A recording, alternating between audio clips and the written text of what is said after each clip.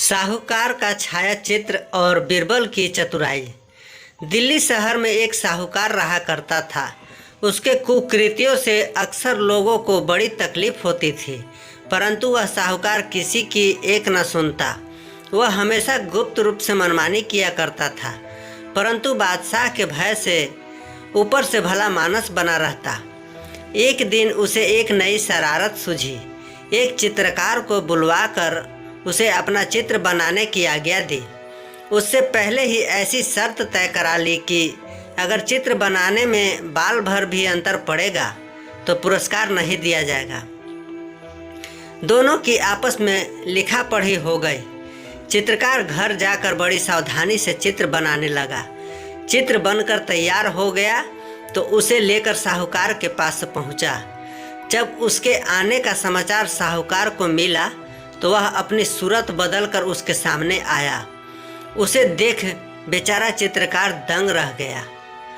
उसके मुख से कोई स्पष्ट उत्तर नहीं निकला। लाचार होकर फिर से दूसरा चित्र बना लाने की प्रतिज्ञा कर घर लौट गया। नए स्वरूप का जब दूसरा चित्र बनाकर ले गया तो फिर उस रईस ने अपना भेष बदलकर उसमें अंतर दिखलाया।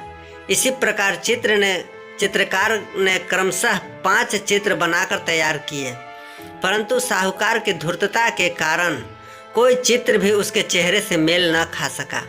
अंत में चित्रकार को उसको ठगी का संदेह हो गया और उससे साहूकार से अपना पुरस्कार मांगा। साहूकार उसे फटकारता हुआ बोला, तू इतना भी समझदारी नहीं रखता? जब मेरे अनुकूल चित्र ही नहीं बना सकता तो फिर पुरस्कार किस बात का लेगा? नाहक अपने को चित्रकार बतलाकर लोगों को ठगता है। सीधे यहाँ से चला जा, नहीं तो मैं तेरी दुष्टता का भली भांति बदला चुकाऊंगा।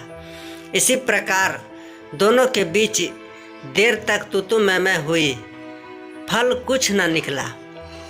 लाचार होकर बेचारा चित्रकार बीरबल की शरण में गया। अपना सारा समाचार कहकर बीरबल को 5 चित्रों को दिखलाया। सब बातों को देख सुनकर बीरबल ताड़ गया कि उस रईस ने इस बेचारे को ठगा है। उसको स्वरूप बदलने की विद्या हासिल है, जिस कारण इसे बेकार में ठग लेता है। वह बोला, यदि तुम मेरे कहे अनुसार चलोगे तो तुम्हें अवश्य लाभ होगा। चित्रकार सहमत हो गया। बीरबल ने कहा, बाजार से एक अच्छा शीशा खरीद लाओ। फिर 2-3 दिनों के पश्चात उसे लेकर उस रईस के पास जाना। साक्षी के लिए गुप्त रूप से मेरे 2 कर्मचारी तुम्हारे साथ रहेंगे। उससे जाकर कहना कि इस बार मैं आपका उत्कृष्ट चित्र खींच लाया हूँ। जब देखने को मांगे तो वही शीशा उसके सामने रख देना।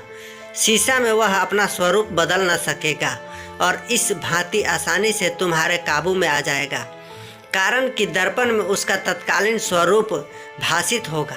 कई दिनों का अंतर देख चित्रकार बाजार से एक शीशा खरीद लाया।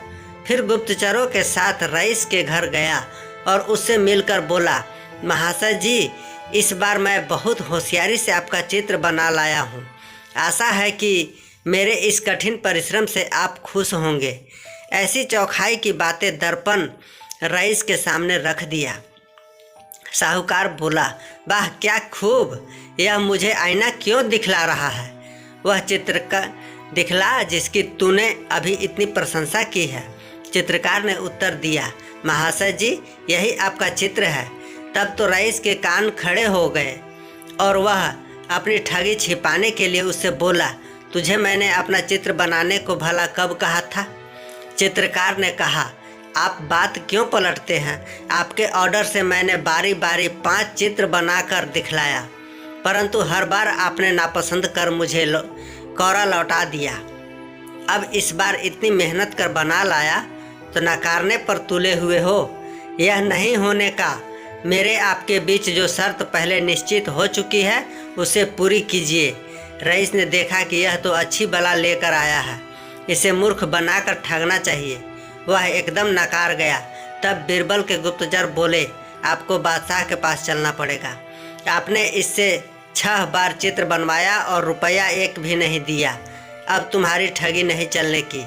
रईस आंख दिखलाते हुए उत्तर दिया, वाह, अच्छे आए, तुम मुझे दरबार में ले जाने वाले कौन होते हो? तब गुप्तचरों ने अपना असली लिबास खोलकर दिखलाया। रईस का होश ठिकाने आ गया और विवश होकर चित्रकार को रुपए देने का उतारू हुआ। मामला बढ़ चुका था, इसलिए सिपाहियों ने उसे ऐसा न करने दिया और पकड़कर बीरबल के पास ले गए। बीरबल तो उसके ठगी का हाल पहले ही सुन चुका था। जब वह आया तो उससे बहुत से प्रश्न उसे संबंध में किए, परंतु वह उन प्रश्नों का एक भी उत्तर न दे सका। बीरबल ने उसे 10 मिनट में सोचकर उत्तर देने की आज्ञा दी, फिर भी कुछ न बोला। बोलता कहाँ से? कहीं बालू पर दीवार बनाई जा सकती है? बीरबल ने सिपाहियों को कोड़े लगाने की आज्ञा दी। वे पास में ही उपस्थित थे। वक्त पाते ही कोड़ा लेकर आगे आए। कोड़ा देखते ही रईस का होश ठिकाने आ गया और उसने तुरंत अपना दोष स्वीकार लिया। बीरबल उसे कठिन दंड देकर जेल भेज दिया। दोस्तों, उम्मीद करता हूँ आपको अकबर बीरबल की कहानी, साहूकार का छायाचित्र और बीरबल की चतुराई अच्छी लगी होगी। कृपया कमेंट के माध्यम से अवश्य बताएं। आपके किसी भी प्रश्न एवं सुझावों का स्वागत है। कृपया शेयर करें। धन्यवाद।